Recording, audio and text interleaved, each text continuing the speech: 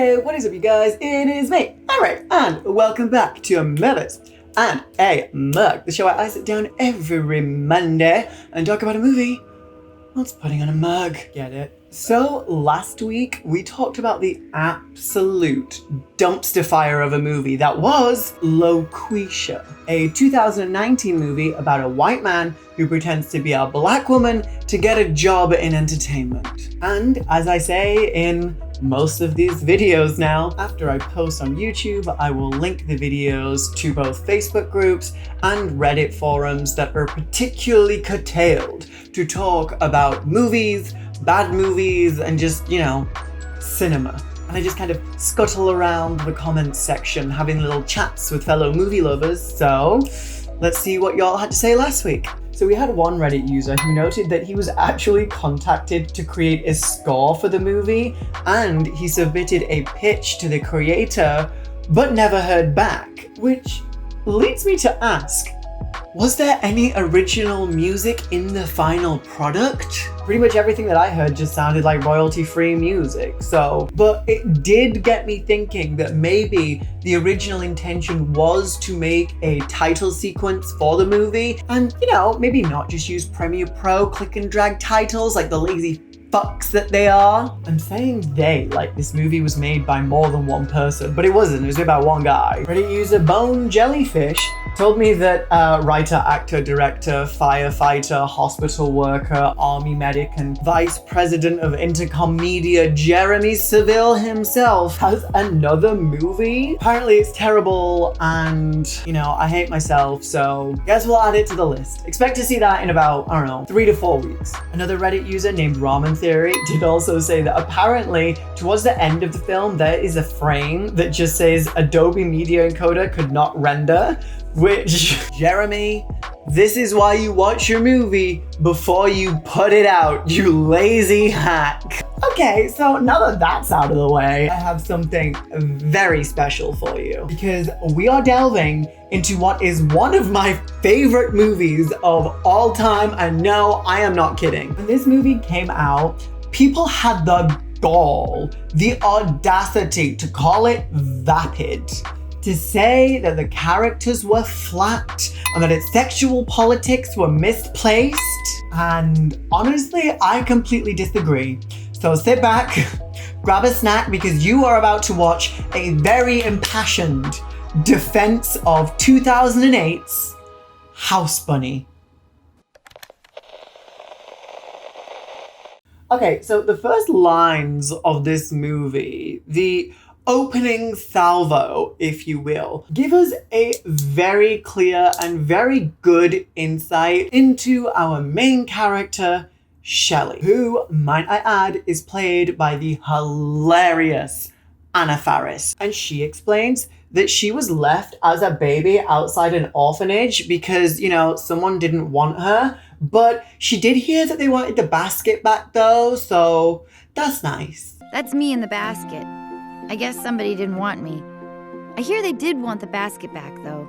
The way that Anna Faris delivers these lines, straight away through her tone of voice and through the way that she presents this character, you really get the impression that this is not artifice. Shelley is genuinely happy that these people got their basket back. Even if they abandoned her, there was something that made them happy, and she thinks that's nice. I think that this does several things. Firstly, it's Anna Faris giving us some real insight into this character. It's saying, hey, she always sees the best in everything, even when things are bad, even when the going gets tough. Shelley is she's just always happy. That's just who she is. That's just her vibe. That's just her thing. And also, I just think it's a very good example of show, not tell. This really allows you to understand Shelley a little bit better, which in a lot of the movies I review, they would just say, Shelley is a very happy, positive person, aren't you, Shelley? This movie doesn't do that. Okay, so we have a rundown of Shelley's life, and she tells us that after she was abandoned, she was put into an orphanage. And then the transition where she starts telling us about her adult life is told by fairy tale metaphors. And they did little doodles to explain the story. It's visual storytelling. I appreciate that too. Shelley employs a method of storytelling that I had never seen before, and one that I have adopted into my everyday life, because a lot of Shelley's comedy is based around a setup and a payoff, but the payoff is not at all connected to the setup, and I think that is so fucking funny. She basically says, do you remember the story of the wolf who huffed and puffed and blew the piggy's house down? And then there was a beanstalk and a glass slipper, I think. And then some other stuff happened. Well, the same thing happened to me, only vastly different. I don't know why I find that so funny, but I do. Anywho, Shelley basically says that she was ugly, then she got hot, and then she started living at the Playboy mansion, and that is where we find her at the beginning of the movie. She loves the Playboy mansion and she wants to spend the rest of her life there. We then cut to the actual fucking Playboy mansion. This movie was filmed in the actual Playboy mansion. Not to, date myself too much, but I'm not really aware of whether or not like today's youth really understand what Playboy was. I'm not sure it's in the popular zeitgeist in the same way that it was in the 80s, 90s, and early 2000s. And especially since Hugh Hefner, who does make several cameos in this movie, died, I feel like it's pretty much dropped off. But if you're unaware, let me just tell you, Playboy, she was that girl. Back in the day, Playboy was the most glamorous, aspirational height of glamour for like a lot of people. And it was lucrative. There were fashion lines, there were TV shows, there were radio shows, there were merchandise galore. Pamela, Holly, Kendall, Crystal, and Bridget. In the early 2000s, I wanted nothing more than to be a Playboy bunny, and that's on period. I'm sure in real life, it was probably kind of exploitative and some really bad stuff happened, but I'm not talking about real life right now, okay? I'm talking about my made-up bullshit world. Okay, so we start to head through the mansion, and here we're introduced to several of the key players who are going to come back several times throughout the movie. We have Hugh Hefner and his 3 girlfriends. We have Marvin, the mixologist bartender who likes to make mangoritas, which is margaritas, but he adds mango. And we have Cassandra, who, I'm not gonna lie, even the first time I watched this movie, I immediately identified her as evil because of the shape of her eyebrows. You can't judge a book by its cover, but you can judge a bitch by the shape of her brows. We also find out that this coming weekend is Shelley's birthday and she's going to have like a big birthday party. And she really, really hopes that Hugh tells her that she is going to be Miss November, a centerfold Playboy model for her birthday. That's like her biggest dream. And oh, wouldn't you know it? It's time for a montage. We're gonna need a montage. Ooh, it takes a montage. And there is one thing that every movie made for the double G's, the girls and the gays, has to have: a shopping montage and a montage where everyone walks in slow motion and there's lots of wind. This movie has all of them multiple times. It's also set to When I Grow Up by the Pussycat Dolls. And I told you this movie was iconic, but now you are really starting to see why this movie is iconic. It cuts to Shelley's birthday. She's having a great time. She has a massive cake that says 27 on it. Good for you, Shelley. Good for you. Okay, so the next morning, Shelley is woken up by Marvin. Remember, Marvin the bartender. And Marvin tells her that he brought her a juice that will really envelop her mouth. And Shelley tells him thank you because she loves having her mouth enveloped. And honestly, same. Oh, I love having my mouth enveloped. But on Shelley's breakfast tray is a letter from Hugh. And Shelley thinks that this is going to be confirmation that she's got Miss November, but plot twist, it's not. The letter actually tells her that she needs to move out of the mansion immediately, and she's got like 3 hours to pack her shit. It's kind of like the letter that Leonardo DiCaprio sends to all of his girlfriends when they turn 25. But Shelley is initially really confused. She doesn't understand why Hugh would want her to move out of the mansion. This is her home. This is where she lives. This is all that she knows. And then Marvin tells her that it's probably because of her age. Rude, because she just turned 27, which is 59 in bunny years. But then Shelley says that she only turned 27 last night. So it's almost like she's still 26 or 58. And that's not how math works. Math is power! Shelley goes and she tries to talk to Hef, but she can't because apparently he already left for Vegas, and apparently there are no phones in the Playboy mansion. We need this for the plot, so okay. So Shelley has to pack up and leave the Playboy mansion. Honestly, that sounds traumatizing. I don't know if I could cope. Okay, so Shelley is homeless now and she's living in her car. She ends up going to jail for a night because she tells her story to a police officer. Would you maybe stop giving me tickets if I told you I was having a really bad week because I used to be a Playboy bunny, but I got kicked out of the mansion because I'm 59 years old? He thinks she's drunk, so he says, I'm going to give you a breathalyzer, blow on this. And you know, because of what she's used to with men, she tries to blow on it. I'm gonna need you to blow on this. Really?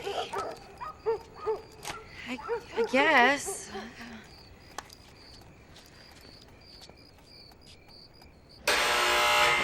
You tried to do what? To a cop? So she leaves jail the next day and she sees a group of girls walking by and they're like pretty, right? They're pretty girls. And Shelley's used to living with pretty girls. Well, you're not a pretty girl! She follows them and they head back to a sorority house, which Shelley immediately loves because it looks like a miniature Playboy mansion. So Shelley just lets herself in and says, Yes, I would like to live here, please. I love the pure, head empty confidence of Shelley just striding into somebody else's house and being like, hello, I would like to live here. If I sound bitter, it's just because I'm very jealous. So Shelley's told, no, you can't live here because you're not a student and this is a sorority. But while she's there, Shelley does meet a group of house mothers, and house mothers are like chaperones. They kind of live with the girls in the house and they take care of them, make sure that they're eating, make sure they stay out of trouble. So one of the house mothers, called Miss Hagstrom, takes an immediate dislike to Shelley, and she's just mean because she doesn't like, you know, pretty skinny blonde women such as myself. You're a liar, and this is why Derek don't like you. So she tells her to leave, but on the way out, one of the other house mothers comes up to her and she's like, hey, you should try Zeta because their previous house mother got hospitalized with hallucinations. So it's off to the Zeta house we go. And at the Zeta house, we're introduced to Natalie, who's played by Emma Stone, and the dean of the university, who looks so much like Jerry Springer. I'm sorry. Every time I see this movie, I'm like, oh, it's Jerry Springer. Then I'm like, no, that's not Jerry Springer. What the fuck? So the dean tells Natalie, he's like, hey, bitch, you have not been making your pledge targets for like the last 3 years running. So you have a couple of weeks to get 30 pledges. Otherwise, we're closing your house down. Then Shelley shows up and she's like, hey, can I be your house mother? But then Natalie's like, no, because this dude just told me that he's going to close the house down. And then Shelley's like, why? And Natalie's like, well, because boys don't like us and we're not popular. And wouldn't you know, Shelley's very popular and boys love her. I'm an expert at parties and boys. I'm a bunny. Men write to me from prison, sometimes in their own blood. I mean, I assume it's theirs. Who knows? I don't. And that is one of those one-liners that you should just use. Like if you're one annoying auntie who keeps pestering you about getting married, he's like, how's your love life? You should just be like, guys love me. Sometimes they write to me from prison in their blood. At least I think it's their blood. And then just stare at her and just see what happens. Shelley then just starts doing Pilates outside the Zeta house, I guess to prove her point, but I don't know, maybe she just felt like doing some Pilates, and it attracts like a crowd of guys. And so Natalie is like, well, looks like you do know a lot about boys and parties, so you're in, bitch. Okay, so then we're introduced to the rest of the Zeta sisters, and this movie honestly had an uncanny ability to pick like stars, because they have Kat Dennings from like Two Broke Girls and Thor. This is how we're gonna get pledges? Hiring an archaically superficial reflection of the male fantasy? Rumor Willis, daughter of Bruce Willis, and Demi Moore, who went on to be in Empire as Joanne, the girl with the back brace. And then Joanne over there. Joanne. We have Catherine McPhee from Smash and Waitress as Harmony, the pregnant teen. This here is Harmony. Harmony. Keely Williams from the Cheetah Girls as the Harmony, and nope, she is doing a terrible British accent. We'll touch more on that later. It's Lily also, by the way. Lily. And Donna Goodman, who didn't really have the kind of rise to fame that the other girls had, but is probably the funniest actress in this movie other than Anna Faris. And she plays Carrie Mae. And Carrie Mae. Carrie Mae. It is a really strong cast, guys, but absolutely none of them, apart from Natalie, want Shelley there. But they don't want to lose their house, so they kind of begrudgingly accept her presence. So to start getting the girls a little bit more popular, Shelley decides to hold a car wash, because there's nothing that guys love more than a sexy car wash. Wash these cars, you sexy bitches! They're filthy, and so are you! Wash, wash, wash, wash, wash, wash, wash! But it completely fails because none of the girls are really very good at being sexy, and Natalie sprays her trousers with a hose, making it look like she wet herself, so probably not the start they were looking for. Oopsie, someone went accident in her sexy pants. So the girls go back inside and Shelley kind of carries on doing what she's doing, and she meets a guy, and this guy is named Oliver, and Oliver is played by Tom Hanks' son. I didn't know Tom Hanks had a son. I didn't know he was an actor, but he's in this movie. Oliver runs a nursing home, and you know, he's a little smitten with Shelley. Why wouldn't you be? She's gorgeous, and he invites her to maybe come along sometime, you know, say hi to the old folks. So the girls all go to a bar to have some girl time and drink some fruity drinks and dirty dance with each other. And at this bar, it's time for Carrie Mae to shine. You know when you're watching a movie and you get unreasonably attached to like a very minor character? Well, Carrie Mae is that for me, and y'all are just gonna have to deal with it, okay? Carrie Mae is hilarious, and let me tell you why. So Shelley encourages Carrie Mae to go up to some guys at the bar and kind of flirt with them, you know, work her magic. And Carrie Mae responds, The only magic I've ever done was try to figure out a way to stay in college for 9 years and not go back to my trailer park in Idaho. I don't know why I find that so funny, but that is just another one-liner that I have adopted into my everyday life. And when someone asks me to do something, I'll just be like, no, I'm just gonna go back to my trailer park in Idaho. Anyway, so she goes over to these guys, and the first thing she says to them is, Excuse me, you know where the crapper is? I have to drop off some timber. okay, so obviously a complete disaster. So she goes back to Shelley and she's like, what did I do? And Shelley tells her that sometimes guys like a little mystery, you know? So go over there and give them a bit of mystery. And in response, Carrie Mae goes over to them and says, Excuse me, you know where the crapper is? I have to do a very mysterious thing in there. Drop off some timber.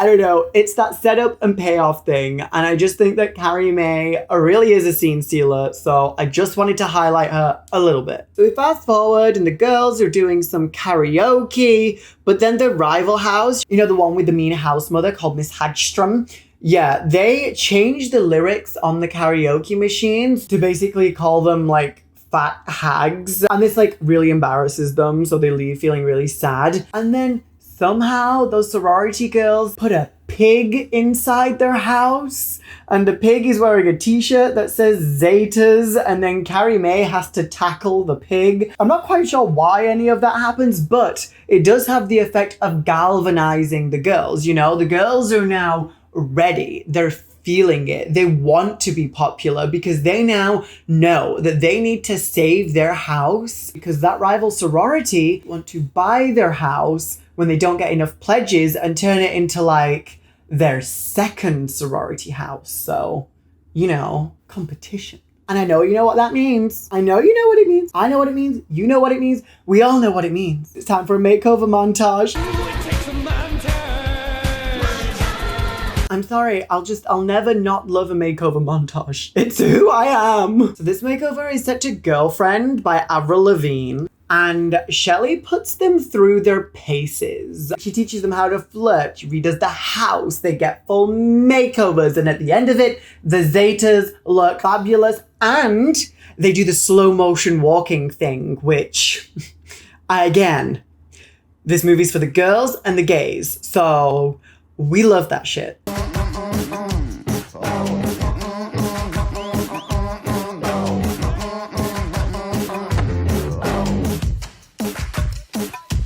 as a way to commemorate them being attractive now, Shelley decides that they're going to do a calendar, like a sexy Girls of Zeta calendar. And even though this isn't like a major plot point, I wanted to bring it up because my girl, Carrie Mae, she was Miss June, and her picture for Miss June is just seared into my memory. Come on, tell me this is not a camp classic.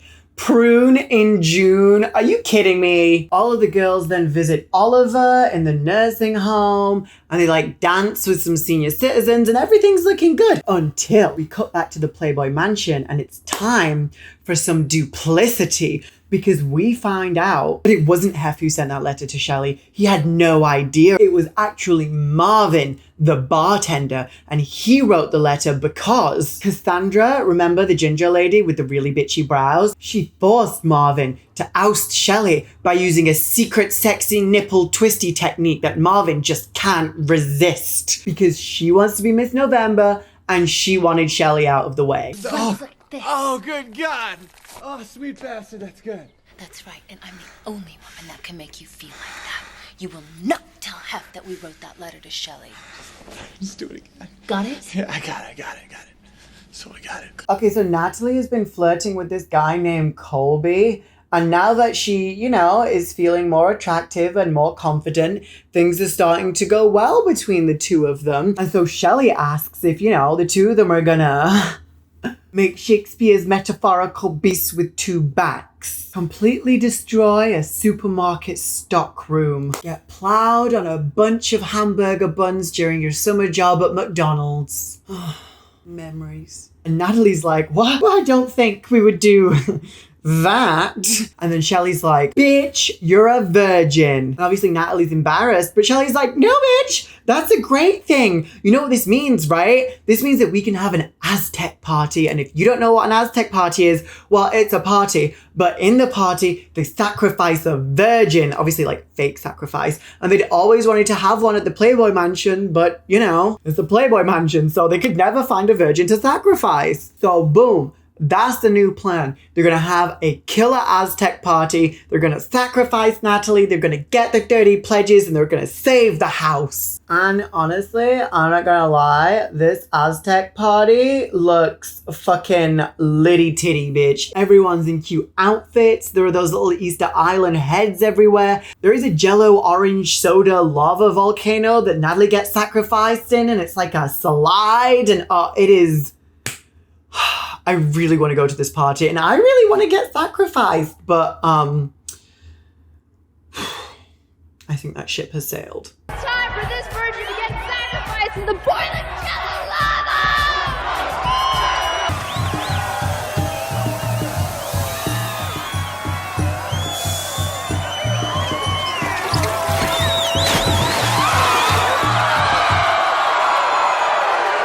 The next day, Shelley goes on a date with Oliver, but things don't really seem to work out between the two of them because it seems like Oliver isn't falling for any of her tricks. He tries to do the other boys want me, it doesn't work. Tries to do sexy, but it doesn't work. And then after the date, Natalie comes to the conclusion that maybe Oliver is the kind of guy who wants to talk to a girl first. You know, he doesn't want to just jump right into bed. He's an intellectual. That's suspicious. And so in order to impress Oliver, Shelley realizes that she's gonna have to like read books and stuff. Ew. And then we get another montage of her learning stuff. The girls are teaching her about politics and about current events and about like science and stuff. And really, it's a very full circle moment because Shelley taught them how to be hot and they taught Shelley how to be smart, you know? It's really touching on the duality of a person. You can't just be pretty and you can't just be smart. You need to be like me. Pretty and smart. No, sorry.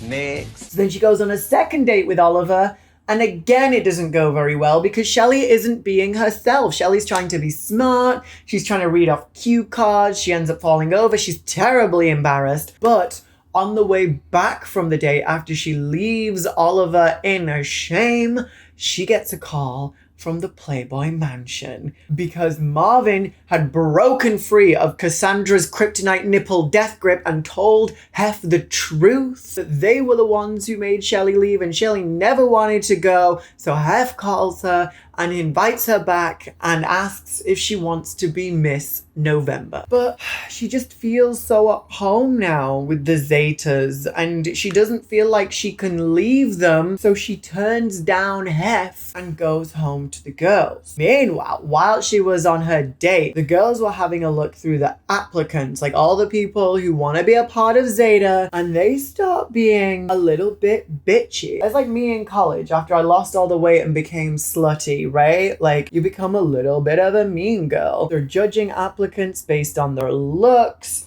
and based on, you know, what swag their dads have. And then Lily, remember the one from the Cheetah Girls with the bad British accent? She's like, y'all are acting like bitches right now, so you might want to wind your fucking necks in. And then they realize, oh my god, how far the mighty have fallen. And just at that moment, Shelley comes home. They all blame her for it. They're like, you did this to us. We've basically become the girls that bully us. And even though I don't think that's Shelley's fault, I think they did that to themselves. Like, Shelley didn't make them be mean to anyone. Shelley wasn't even there. So Shelley's like, I'm sorry. I really didn't mean to fuck your life up or anything. So I'm a bounce. And she does. She bounces and she heads back to Playboy, calls up Hef, and she's like, I was just joking. I want to be Miss November. I'm coming back. She's reunited with Hef and his 3 girlfriends and like all the other Playboy bunnies. After Shelley leaves, the Zeta girls kind of decide on a compromise. They're like, okay, well, what we're gonna do is just put all of the names of all of the people who want to be in Zeta into a hat, and we're just gonna select 30 of them and bish bash bosh. Bob's your uncle, Fanny's your aunt, we have 30 pleasures, and we're gonna save our house. And then Lily goes to mail the envelopes. Notice I said envelopes because Lily's at the post office, right? And she's going to mail all these envelopes to people to say, congratulations, you got accepted into Zeta. But Bitchy McBitchface, you know, from the rival sorority is there, and she has a dude like intercept Lily. And Lily, you know, she's freshly popular, so she's never really talked to a boy before, so she gets all distracted and sidetracked. And then Bitchy Bitchface steals the envelopes and has the mail guy send out a load of rejections to everyone, so then the Zetas have no pledges. But what I wanted to point out is how I knew this bitch had a fake British accent, because she said envelopes. Where are my envelopes? We don't say envelopes, we say envelopes. Fuck you very much. Do better. Where are my envelopes? The Zeta girls realize what's happened and they're gonna lose the house. The hearing with the university is set for like a couple of days. Meanwhile, Shelley is on set shooting for Miss November. All of her dreams are coming true, but it just doesn't feel right to Shelley anymore, you know? She misses her Zeta girls. So she tells the Playboy people, like, I'm sorry, hen, I'm so sorry. I am sorry to this man, but I'm not your Miss November. When she walks off the set, who does she run into? Natalie. And Natalie's with all of the girls, and they apologize for being so mean to Shelley. And then Shelley goes with the girls back to the university to fight Mrs. Hagstrom and to fight everyone who wants to take the Zeta house away. So the meeting to disband the Zeta house is ongoing, right? And the girls rush in and they stop the meeting. They're like, stop! Because that's how you stop a meeting. Shelley gives a rousing speech and asks 30 people right then and there to pledge Zeta and save the house. At the Zeta House, our new motto is be who you are. Because we're a family. We're a family that loves you on the inside. So we need you to stand forward and be a part of that family. So bitches just start pledging Zeta, just left, right, and center. Pledge, pledge, another pledge. And they get to 29. They just need one more. just one more pledge. One more, come on! But nobody puts up their hand. Until, you remember me saying earlier that Catherine McPhee plays a pregnant teen? Yeah, well, I guess she like went into labor directly outside this meeting. Cause she's like wheeled in, like holding a baby aloft like she's in the Lion King or some shit. And she's like, I have a 30th. The house is saved. There's one more new Zeta!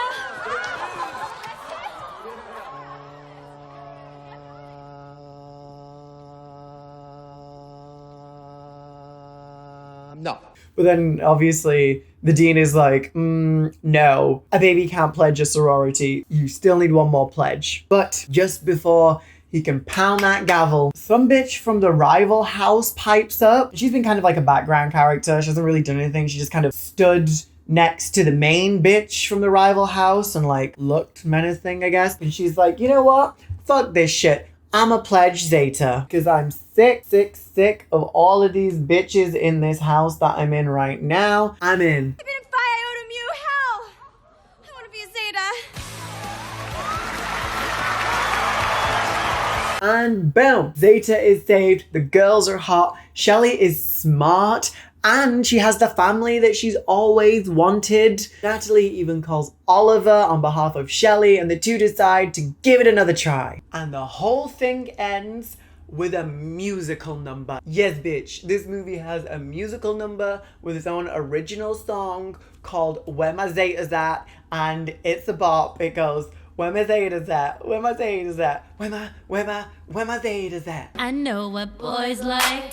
Cute smiles and heels high. Attempt the hello while I say bye-bye. And you cannot convince me that this song shouldn't have won like a couple of Emmys at least. Okay guys, that was the movie. I am gonna go put on my lashes, put on my look, and then we'll have some final thoughts.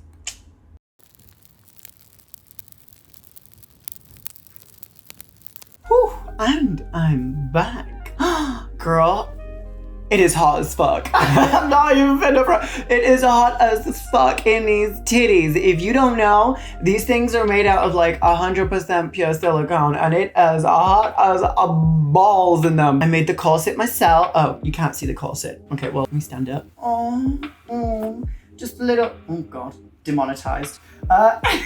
Obviously, this is my ode to Anna Faris and to House Bunny because I love this movie. I do not understand how people say that this movie has like flawed morality because in my mind, it just doesn't. Okay, so yes, Shelly teaches the girls how to be a little bit more sexy, how to be a little bit more confident, and how to, you know, zhuzh themselves up a little bit, which, let's face it, they needed. Looks are important. I'm sorry, boo-boo, if you don't like the truth, but it's true.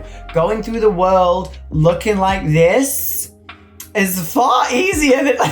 I got a little bit bitchy when I'm in drag. I got just a little bit. Okay, let me wind it back. But the girls also teach Shelly some really valuable lessons, like conversation and current affairs and the value of being invested in your surroundings. This film focuses a lot on the girls doing charity work for old people, and if that isn't a good message, then I don't know what is. But beyond all of that, this movie is really fucking funny. The one-liners that Anna Faris gives us and the one-liners that Carrie Mae give us make my entire viewing experience. I find them hilarious, and it sucks that it was really not very well received. Like, it only has like a 5 point something on IMDb. Girl, give it a watch. If you don't think the one-liners are funny and if you don't like the heartwarming plot, then, you know, do it for the bunnies. Because we've had a really hard time lately and we deserve it. And also anyone from Playboy, if it's still around. The material speaks for itself, mama. Book me. Okay guys, that is it from me. Thank you so much for watching. I hope you enjoyed this video and I hope you liked this look. If you did, please make sure to leave a like, comment, and subscribe. You can find links to all of my socials in the description box down below. And until next time, as always, kisses from England. Bye guys!